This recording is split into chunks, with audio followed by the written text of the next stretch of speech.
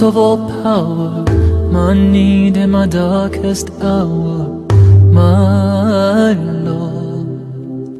Your light and love, all I seek, nothing more I'd ever want or need, my Lord.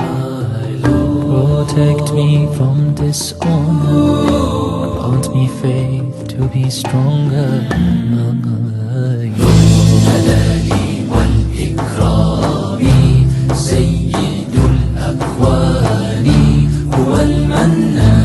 Wiping the face after dua.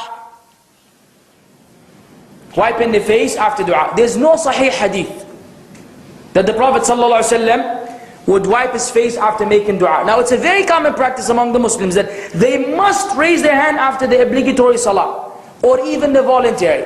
And keep in mind that there's no authentic narration, not about the faridah or the nafilah, that ever the Prophet ﷺ raised his hands and made dua. The sunnah is that you make dua without raising the hands. But raising the hands is an innovation in and of itself. Then to add to that, to wipe your face with it, or some people, you know, they rub first or they blow, all this is not from the sunnah. This is another Sufi-based bid'ah, which has no basis in the sunnah. You are the source of all mercy, infinite light for all to see, my Lord. Some claim to represent you, everything they do is so far away from you, my Lord. Help us to know you better, help us love one another, my Lord. جلالي والإكرام سيد الأكوان هو المنان.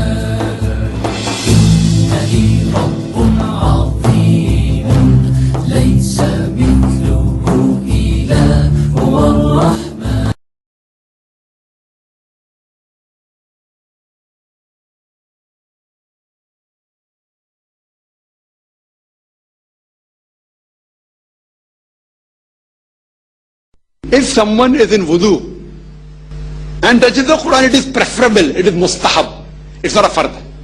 Those scholars differ. There is no verse in the Quran or Hadith which says that wudu is compulsory for touching the Quran, wudu is compulsory for offering salah. Bismillahir Rahmanir Rahim. La yamassuhu illa al-mutahharun.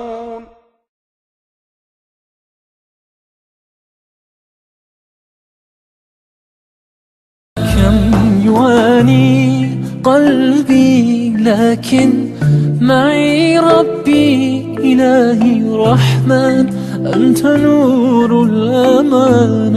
I know some doors you may close, but this is how life's story goes. You are my guide, the source of light, my Lord, my Lord.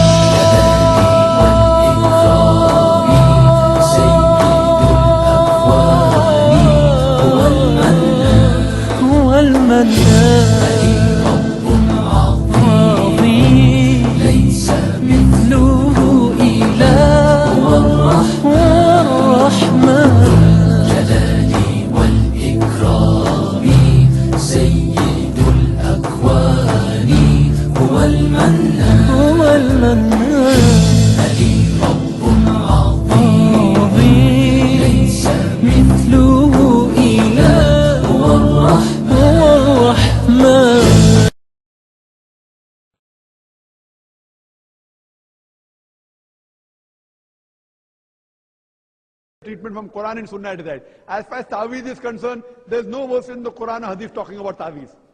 This is totally wrong. We Muslims don't believe, we should not believe in Ta'weez. We have to believe in Allah subhanahu wa ta'ala. In Islam, there is no place for Ta'weez. It's un-Islamic. It has got no mention in the Quran and the Sahih Hadith. Hope that answers the question. My Lord, my Lord.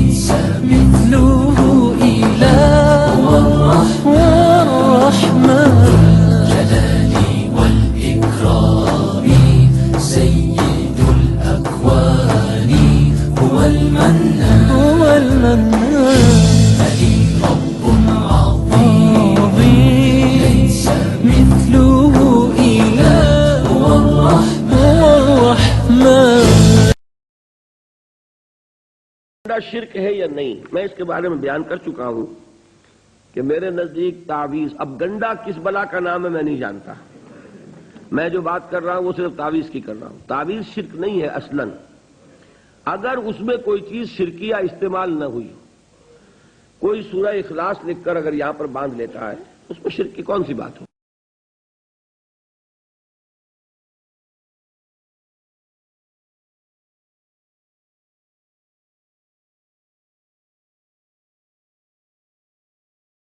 And this person establishes a movement that he calls a Salafi movement.